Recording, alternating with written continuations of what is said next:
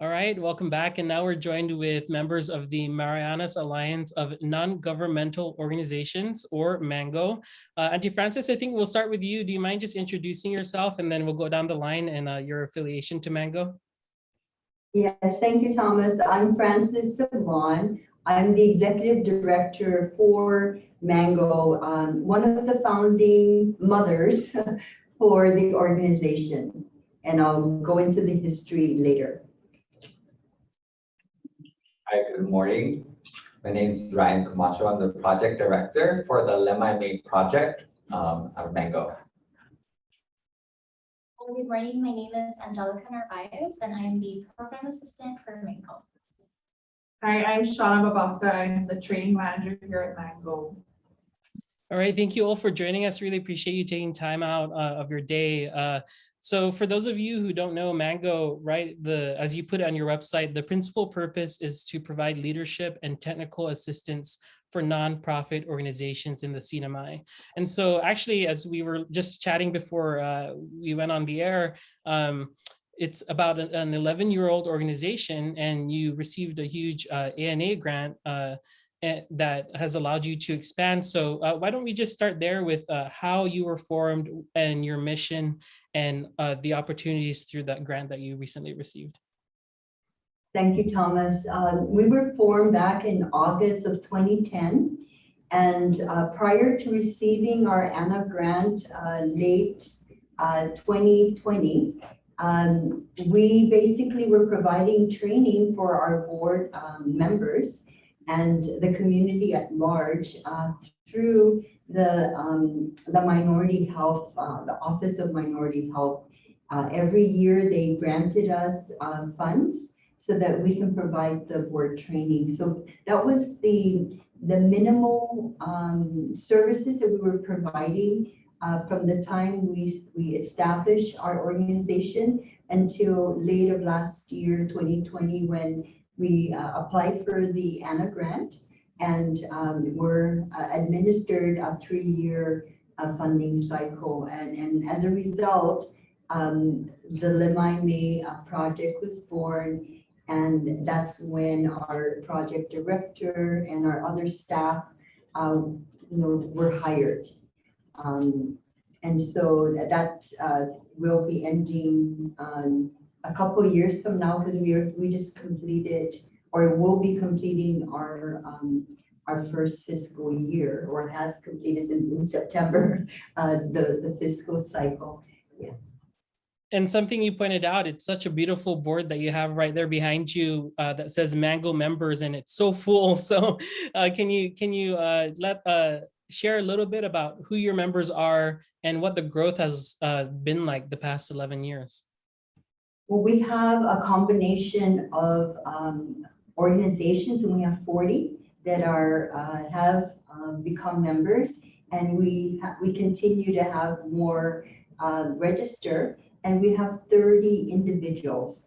Those that don't necessarily have an organization that they're affiliated with, or are thinking of forming their own organization, and that's where the Lemai Made project comes in, where we assist those individual members who want to form an organization, or we assist those that have just started and need more assistance, especially in applying for the 501c3, for instance. If they wanted to avail of some of the federal funds, that is one of the minimum requirements. So that's some of the services that we provide. We have invested in some of our new apps in terms of Smart Sheet, where it helps us with our reporting, and when we do our individual development plans, our IDPs, to find out where they're at in terms of their organization and what are their needs. And so that's basically what our project director, Ryan Camacho, does, along with Shauna Babaka, our training manager. They actively look at where the organizations are, along with Angelica. She is the one that kind of is our glue for all of those activities, and also our social media. She's the one that maintains our website and the weekly bulletins that we put out in the newsletters. And for those who might not know what it's like being an NGO on the island of Saipan or throughout the CNMI or Marianas generally, what is the current status, I guess, or what is it like trying to start up? Let's say I have an idea and I want to pursue it through the NGO route. Is it easy to do in the CNMI? Or, I mean, that's the whole purpose of Mango, right, is to assist. But what is the current state of, I guess, affairs of being an NGO in the CNMI? And I'll yield to Ryan because he's the one that's been actively assisting our organizations with that. Ryan, can you answer that question? Good morning. It's really a simple process. I think what happens is the information is not laid out or publicized as frequently. So we've created this step-by-step guide to really help the individual or the organization go through those steps. So it's relatively easy, and for those, that it may seem daunting because there's so many steps, but it's really pretty simple to go through. A lot of the challenges may be the initial processing fees or application fees, but that's where Mango also comes in to help to really further them along and build that base. And what are some of the breakdown in terms of what types of NGOs are under Mango? I know you have so many members, but are you seeing, what are some of the needs that are being filled by these NGOs? So there's a lot of organizations with different purposes. We see here in the CNMI that there's, services for cultural preservation and development. There's organizations dedicated to health. So whether it be nutrition or activity or substance abuse, along those lines. And you can also see environmental causes. So you have engineering projects that go underway. You have environmental cleanups and other kinds. So there really is a broad spectrum, but at the end of the day, these are services that are maybe lacking in other areas that's not necessarily provided for in the private sector or in government. So it's really filling in the gaps, and that's where the nonprofits serve a vital role in the community, filling in those gaps. I wanted it to open up to those who might not have spoken to maybe talk about why you think this service, this alliance is so critical to have in the CNMI.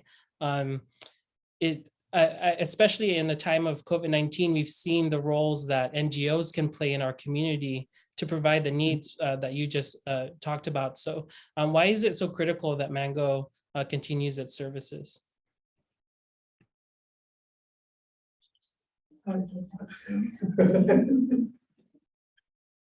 Well, from what I've experienced, because I've been before joining Mango, I was with the public school system, and our students and their families in need were receiving help from NGOs. Like Ryan said, filling in the gaps. So if government agencies affiliated with PSS are not necessarily providing the services that these families need specifically, then NGOs can come into play. So seeing that help that these people need, I think that's one of the main reasons why NGOs should be thriving here especially. Thank you so much. I wanted to just wrap up our interview with leaving it open for you to share any message you have to the community or add anything I might not have asked about. What's coming up with Mango? What's next? We finished our first cohort. We have 3, 1 for every fiscal year, and we completed our first. We had about 10 organizations that participated and completed the 6 modules that Ka'ananiao helped us with, develop the curriculum, and we availed of it. We also have our resource experts like Susan White, for instance, who's helping us specifically on the strategic planning, because that's one of our modules. And for those who are applying for ANA, for instance, or other major funding source, they need their strategic planning in place. And so those are some of the modules that we have already trained 10 organizations with. Shauna, as our training manager, is coming up with a schedule for the second cohort, and hopefully we'll have 10 organizations again lined up to partake of that. And then on our last year and our third year, we would have another set of cohort. But for those organizations who have not been able to avail of the cohorts for whatever reason, we open up the community training also on each of those 6 modules. So we've already completed 3, and we are scheduling for the remaining 3 before the end of this calendar year. And Auntie Frances, how can folks get in touch with you if they want to collaborate and brainstorm and or even support Mango? How can folks reach out? They can reach out to us through our website. We also have a registration form there if they wanted to become a member. They can also call us at 670-233-6200. Or we do have emails that we do share, whether it's f1@mango.cnmi.org. I haven't really memorized it. And the same thing with Brian R. Camacho or A. Narvaez or S. Babauta at mango.cnmi.org, right? Which is simple, info@mangocnmi.org. That generally goes out to all of us here so that you can get the proper response. Yes. Or appropriate response. All right, hey, Ken, thank you enough again for your time. And again, that website is mangocnmi.org. Thank you all for joining us. Really appreciate it. Thank you too, Thank you, Thomas. Thomas.